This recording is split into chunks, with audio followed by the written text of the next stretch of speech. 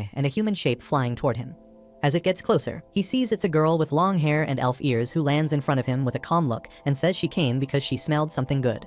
Her eyes remind him of a predator like Aluga or Tiltu, and it feels like she is more powerful. She introduces herself as Wilhelmina Vermilion and says that she's a vampire who's lived here a long time. Arata tells her his name and says he somehow ended up here without knowing how. She smiles and says something interesting is finally happening on this island. Then she looks at the house and asks if she can taste the thing she smelled. And before he can react, she summons a huge crystal fragment and launches it.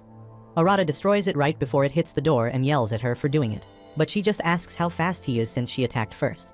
Arata stays calm and says he is confident in his fitness, to which Wilhelmina laughs and summons dozens of crystals that rush at him at full speed.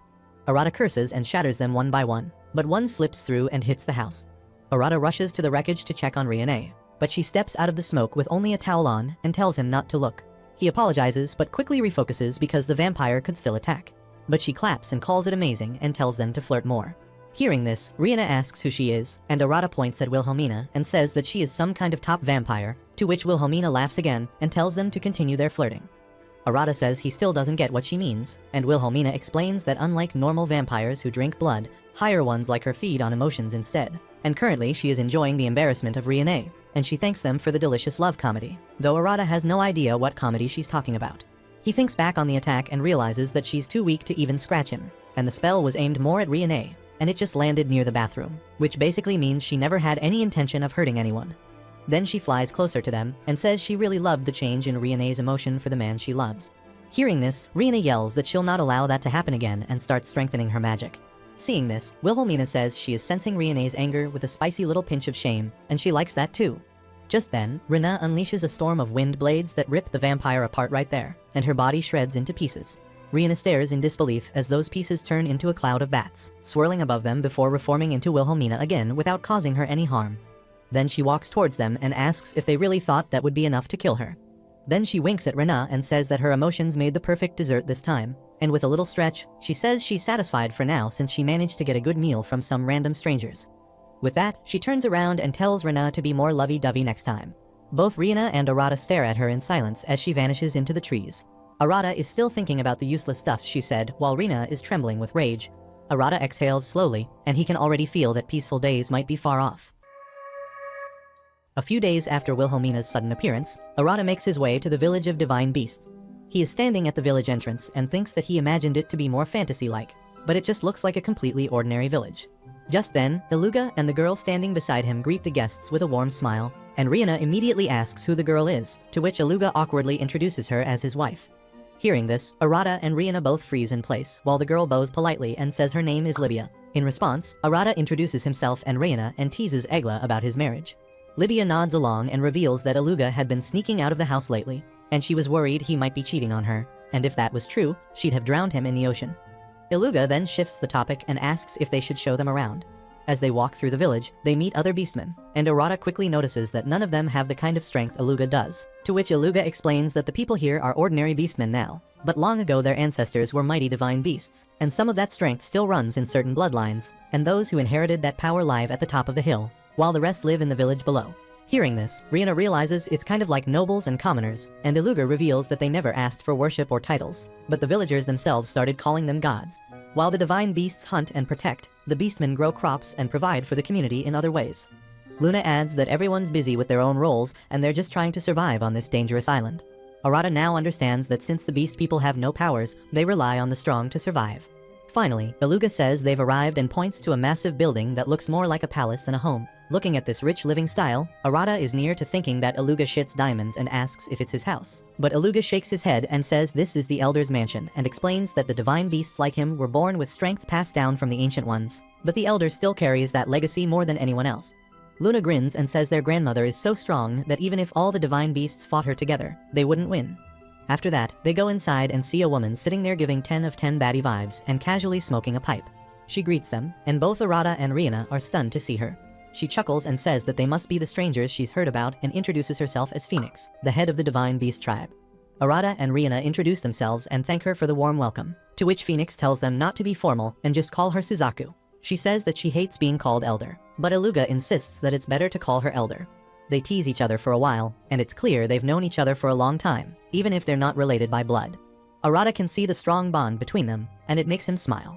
After that, Phoenix says Luna told her a lot about the two of them, and since Luna likes them, it means they are not bad. Then she raises a finger and gathers a small light at the tip and throws a fireball at Arata. And Arata, who always thinks from his knees, touches it with his hand and it bursts into a wave of flame, which shocks everyone, but Arata just stands there casually as he holds the fire. Seeing this, Phoenix bursts out laughing and praises him. Rihanna stares in disbelief and says that fire has more magic than she's ever held in her life, and she didn't think Phoenix would fire it so casually and dumbass Arata would catch it too. Arata just smiles awkwardly and says he didn't realize how strong it was and finally puts the fire out. Then, Phoenix steps closer and says she hasn't felt this warmed up in a long time and tells Iluga to handle the rest and show them the village, and later they will have a party. Iluga apologizes for Phoenix's behavior, to which Arata says he is getting used to this island. As evening comes, everyone gathers in the central square for the celebration. Phoenix raises her mug and announces to everyone that Iluga has brought new friends, and one of them is a monster who remained unharmed against her flames. The villagers cheer, and the party begins. Luna hands Rihanna a plate of food, and Arata thinks he was a bit worried about Rihanna, but he can sense that the divine beasts have suppressed their magic for now. Arata then tries the food and enjoys the taste of the cutlet sandwiches made by Rihanna using emperor boar meat. When Phoenix sees this, she also takes a bite and starts screaming that it's better than any boar meat she's had before, and then she hugs Rihanna tightly and compliments her cooking. Just then, a loud explosion shakes the square, and a few people go flying. Arata and Rihanna look at the chaos tiredly, and Phoenix waves it off and says that the young ones are getting wild. Arata doesn't think that explains it as he notices someone getting closer. Just then, a huge guy named Gaius, who is a descendant of the divine beast Behemoth, stomps toward them holding one of Rihanna's sandwiches and asks who made it. Rihanna nervously says it was her, to which the beast points at her and says she will be his bride. Rihanna becomes shocked as Gaius says it again, and when Arata steps forward like a Korean appa to protect her, she feels relieved. Seeing this, Gaius growls and asks what Arata wants, to which Arata says a random guy can't just show up and declare something like that. Gaius lifts the sandwich again and asks if Rihanna made it. Then he turns to her and shouts that she must become his wife and make these for him forever. Luna notices something is wrong with Rihanna, and Arata sees her holding a hand over her mouth. Arata thinks that the divine beasts have been holding back their magic for Rihanna's sake, but Gaius is doing the opposite and trying to overpower her. Arata gets clearly pissed off, but Gaius tells him to move or he will throw him away, to which Arata shrugs off his jacket and says he's welcome to try. As the two are ready to confront each other, Suzaku smirks and says fighting over a girl is a fine idea, but kicking out a guest is bad manners. Hearing this, Gaius roars for her not to interfere, to which Suzaku snaps back that he's the only one ruining the fun, but she understands how he feels. Then she raises her hand and a massive flame appears, and she announces that this will be settled with a duel of divine beasts. Arata and Rihanna ask what's happening, to which Iluga explains that they honor their ancestors through trial and battle, and when they can't settle something, they swear an oath and fight, and the loser must give in to the winner. Hearing this, Arata asks if he will fight with Gaius for Rihanna, and Gaius nods. Suzaku looks at the crowd and asks if anyone has any objections. Iluga objects and tries to remind her that these are their guests, but Suzaku tells him not to be stingy. Rihanna turns to Arata with worry in her eyes, and he tells her to leave it to him, and she smiles, saying that she trusts him. The beast folk form a circle around them, and Gaius says he'll take Rihanna, but Arata thinks he will never let someone like him have her. Then Phoenix announces that if Gaius wins, Rihanna will become his bride, and if Arata wins, she'll grant any wish within reason. Hearing this, Arata checks if she's serious, and she swears that she will keep her word, to which Arata thinks she's probably lived here since ancient times, so maybe she knows a way off the island. Then he glances at Rihanna and decides the best way to repay her kindness is to take her home, and for that he needs to win this duel. Suzaku raises her hand and says the fight must honor their pride and signals the start. The duel begins, and they crash into each other with brute force. Rihanna and Luna are watching anxiously, and Arata realizes Gaius is stronger than even Tiltu, but our hero is not ready to back down. He blocks the first hit and strikes back, which shocks Gaius that the human stopped his charge, while Suzaku laughs and says Arata keeps surprising her. Once again, Arata pushes forward, and the onlookers shout in awe and wonder how a human can move like this. Hearing this, Arata thinks that his body is a gift from a god, and he has never trained, but he knows he must win because he has seen how afraid Rihanna was, and he can't let that slide. He shouts that it's time to end it and drives forward with everything he's got, making Gaius drop to his knees like a bull on IV drips, and declares his win. Suzaku announces Arata as the winner while Gaius stares in disbelief. Then Arata turns to Rihanna, who's already waiting with a towel and is happy that he is okay, while Arata smiles, knowing that she was worried for him. Just then, Luna hugs him, and Iluga laughs and praises Arata, saying that Gaius may not be smart, but he's the strongest here, and Arata took him head on.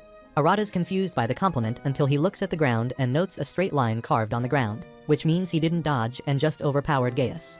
Gaius approaches again, and Arata gets ready to fight, but instead Gaius holds out his hand and says he respects him and wants to be friends. It surprises Arata, but he takes his hand and Gaius asks him to have a rematch and declares that this time he will win for sure. Hearing this, the other beasts shout that they want to fight him too and show their strength. Arata groans and says that he will fight all of them at once and tosses them around one after another like old clothes, and after some time he realizes it's already morning. He exhales and sees Rina and Luna are sleeping nearby, and Iluga and his wife are also dozing off while Suzaku is resting in her. Arata finally sits down and thinks he came to say hello, but never expected it to turn into a wild episode of Keeping Up with the Kardashians. The next day, Arata and Rina return from the Divine Beast village, and Arata is sleeping in a hammock when Rina walks past and thinks that yesterday was tough for him. She strokes his hair and softly says he looked cool last night, and when Arata opens his eyes, she tells him that if he sleeps now, he won't be able to sleep at night. Arata gets up and admits he got a bit carried away and stretches slowly. Then, Rina asks if he's exhausted, but Arata says he feels good and didn't realize he had fallen asleep. He thinks it's been a long time since he's rested like this because in his past life, he was always busy with work, and even when he got home, he couldn't stop thinking about tomorrow. Rina smiles seeing him so relaxed, and Arata smiles too because he really is glad he ended up on this island. Rina is happy he feels that way, and Arata thinks about how at first he wanted to live alone, but now he's curious about the island and all the creatures living here. He thinks it's more fun this way, and he no longer wants a quiet and lonely life because being with others feels more fulfilling, and he hopes for more days like this. Then he promises Rina to do his best to make sure she gets home, but she looks at him in confusion. Arata asks if she doesn't want to return, and Rina says nope. Then she reminds him that he said he wanted to stay on the island, so she just assumed that she would stay there and support him. Hearing this, Arata realizes she's never once said she wanted to go home and hasn't even tried to find a way off the island, so maybe he's been worrying about it all on his own. Feeling embarrassed, he decides to find a spot to bury himself, but Rina quickly tells him to stop being ridiculous. Later that evening, they sit at the table, and Arata admits that he misunderstood her and suggests that they should talk properly about what comes next, to which Rina asks why he thought she wanted to leave. Hearing this, Arata says she came here on a royal mission and got shipwrecked, so he assumed that she wanted to return. She admits that's true, but says she never told him the full story. When Arata asks about it, she begins to open up and tells him that she was an orphan until she was found by her first teacher, the first archmage among the 7 stars, who took her in and made her his apprentice. He seemed to be inspired by Monkey D. Garp because her training was just as brutal as Luffy's.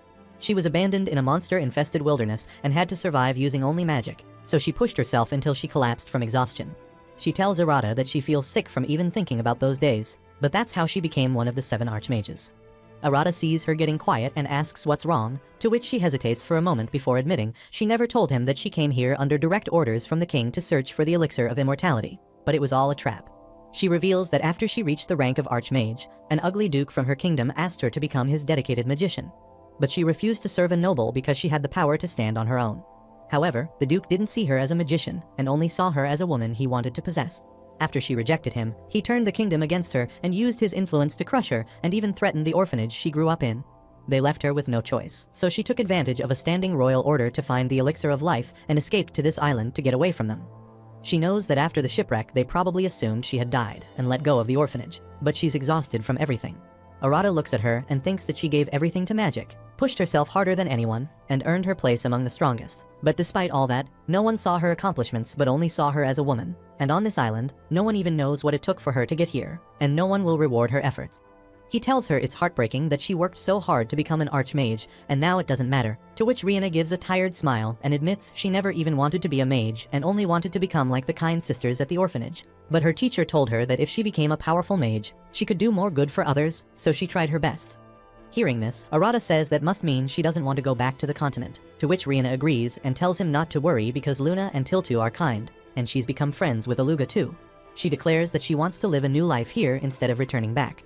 Arata smiles and reaches out his hand, saying that they'll live together from now on. Rina takes his hand, and Arata feels there's no need for words, just a quiet promise between equal friends to walk forward side by side, and he knows it means a lot to both of them. A few days later, Arata gets up and decides to go for a walk and turns to Rina to ask if she wants to join him. But she's already standing there with a thick book in her hand and says she wants to spend the morning reading a magic book instead. Arata recognizes the book Wilhelmina brought as an apology for laughing at them and breaking the bathhouse. But Rina isn't impressed because she didn't see any remorse in Wilhelmina's face. Then she says giving something precious away so easily, no matter what someone says, means something. Arata wonders what's actually inside the book, and Rina says it contains a type of magic that's considered mythical, and as an archmage, she's curious. Arata teases her and says how she once said she just wanted to help others and didn't want to be an archmage. Hearing this, Rina says this is different, to which Arata replies that if the book helps protect her, then it's worth it. After that, he decides to go for a walk and steps out of the tent. Just then, he feels the ground trembling and wonders if something is running.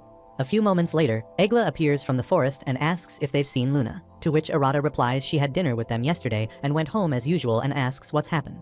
Hearing this, Aluga reveals that Luna hasn't been home since yesterday, and he doesn't know where she went. Where do you think Luna has gone? Is she captured by some monster? What if we are about to meet the next powerful creature lurking deep within the island? Tell us your thoughts down in the comments. And if you're enjoying this story, don't forget to drop a like and subscribe for more videos like these. See you in the next video.